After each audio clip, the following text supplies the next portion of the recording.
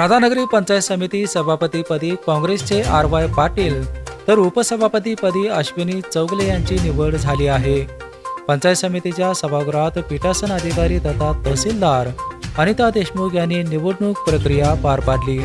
सभापती आणि उपसभापती पदासाठी प्रत्येकी 2 अर्ज वैध ठरले. माघार न झाल्यामुळे अखेर मतदान झाले. काँग्रेस विरुद्ध शिंदे शिवसेना आणि अजित पवार राष्ट्रवादी पक्ष यांच्यात लढत झाली. सभापती पदासाठी काँग्रेसचे RY पाटील विरुद्ध संग्राम कलिकते, तसेच उपसभापती पदासाठी काँग्रेसच्या अश्विनी चौगले विरुद्ध केरबा पाटील यांच्यात हात उंचावून मतदान झाले. यामध्ये 6 विरुद्ध 4 मतांनी दोन्ही पदे काँग्रेसने जिंकली आहेत. नूतन सभापती RY पाटील यांनी राधानगरी तालुक्यातील सर्व वाड्या वस्त्यांपर्यंत शासनाच्या सर्व योजना पोहोचवणार असल्याची ग्वाही दिली.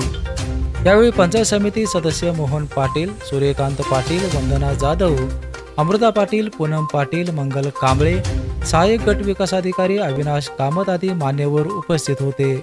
पेपेंसाठी राधानगरीहून उत्तम पाटील.